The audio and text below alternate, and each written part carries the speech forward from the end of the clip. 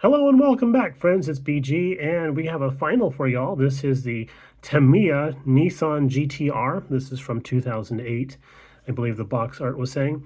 And this one is a commission build that was for a mutual friend, and it's actually going to be given to a client of his. So client on top of client, you know.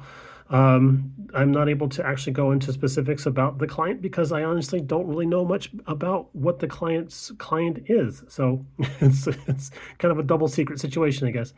But yeah, we tackled this project with a lot of gusto. We really wanted to do our absolute best for this. Whenever we do a commission build, we do our absolute best on the build, so we take our time. And the deadline was kind of open. I was hoping to get this done by July of 23. So we were only 26 months out from from that. But we did reach out to our client and let him know that we were finally done with this and sent him some pictures, and he was really impressed by it. So that felt great. I did tell him, I did apologize to him for how long it took, and he did respond with a very, very kind comment that said, don't be ashamed of yourself, because I did say that I was ashamed. But he says, don't be ashamed of yourself because perfection takes time. So that almost brought me to tears because of how much emotion I have wrapped up in this build.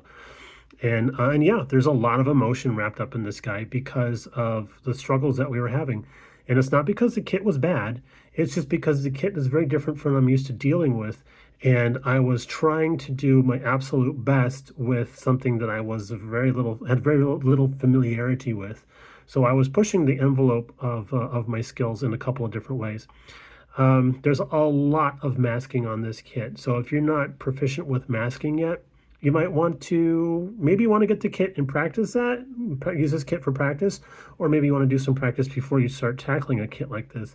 To me, kits are well known for falling together and being an easy build, and that is very true with this guy here. I was very thankful that the kit came with window masks because that is a tricky thing to deal with, and that is a tricky thing to try and actually install. So I got really good at putting on a window mask, peeling it back off again, reattaching it, so that it was the best it could be. I did that, I think, maybe twice, at least twice on each window surface, because there is, an area where you can see where the window mask needs to go. So just getting that all lined up and taking my time and making sure that it was as best as I could get it. And there was nothing on this car that was going to be good enough. That wasn't in the brief on this one. So a lot of my issues come from me psyching myself out and being a little too over. I guess the best way to say that is overcritical of my own building skills. I'm a decent builder. I'll say that. I do pretty well. But this was something that I wasn't normally used to doing. So I did learn a lot about myself and my building skills and techniques by building this kit. And mostly because of the brief that comes along with it, why it was being built, why it was being ordered. So things I would have done differently. I definitely would have tried to make sure that my masking skills were a little bit more up to date, a little less than the rudimentary skills that I have. I would have probably have taken my time doing the paint just to make it come out even better. I do like how it looks. There is no clear coat on this guy because this is the third paint job on this body. And we did have some issues with the first paint job had boogers in it. The second paint job came out great, and then we dropped it and broke the back end of the car. So we had to fix that and then reprime. And I thought, maybe I can just repaint the back half of the car. No, again, it comes up to be chalked it up to being good enough is not good enough for this particular build. So we ended up repainting the whole car again. You can't see where we broke it. We did our best possible job on that. I did end up purchasing an entirely separate kit in order to cover parts that I had broken and couldn't repair. The headlight buckets, the headlight lenses are great. They fit in there no problem at all. But the headlight buckets are all giant pieces of chrome, and you have to, according to the instructions, black out some of it. So I tried doing a lot of masking techniques on there. It was just too small to try and mask. I left the masking tape on there for too long. I set it aside. We went on vacation. We went on a trip. I came back. I was like, you know what? I want to remask these. I took the masking tape off, and the masking tape adhesive had reacted with the actual chrome. So I stripped those. I tried figuring out different types of chroming techniques, paints to apply on there. Nothing was hardy enough to come back and do the actual black masking I needed to do on it. So I ended up just buying a separate kit. And then, of course, that kit comes and it's damaged.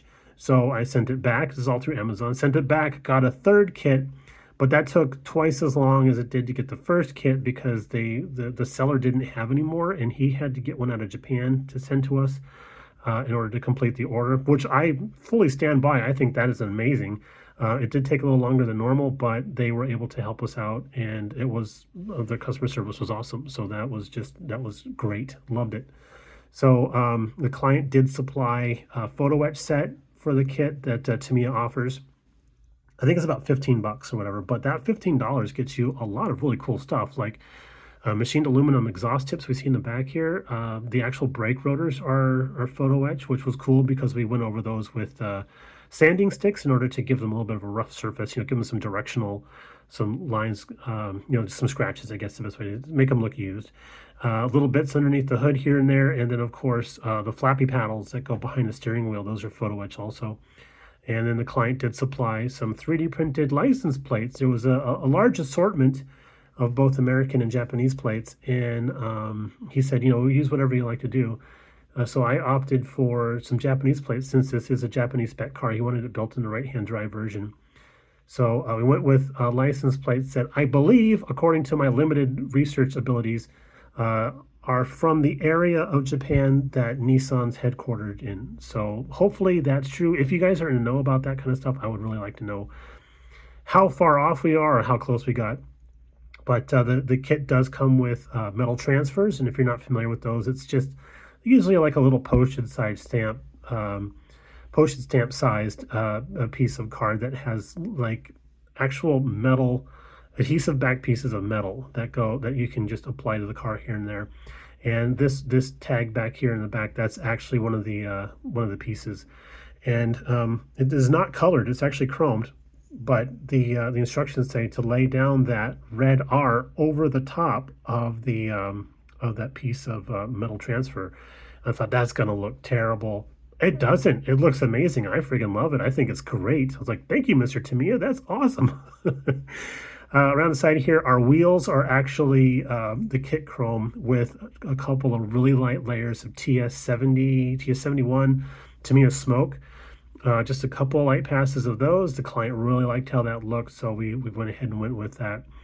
I'm not sure if I mentioned this already or not, but the only thing the client said not to do was do not paint the calipers the copper color that you see in the box art. He's like, yeah, that's he doesn't like that. He thinks it pulls the eye away from the rest of the car, and I cannot disagree. That's definitely an artistic choice on the client's part. So we went with a really nice, one of my favorite colors to use on metal that would be of that type of quality, which is titanium gold, and he agreed that was a good look. Now on camera, those actually look pretty good. We can see them and they're okay, but in person they get a little bit lost back there. So hopefully it shows up okay wherever this is going to be displayed. Under the hood, that's all hand painted. It's all brush painted down there, and inside the engine well, there is a piece right on top here, the plenum and intake. That is a separate piece. It's chromed. I stripped the chrome and then came back and repainted that with, I think, TS30 silver leaf, and then or gloss aluminum. Maybe it was TS17 gloss aluminum.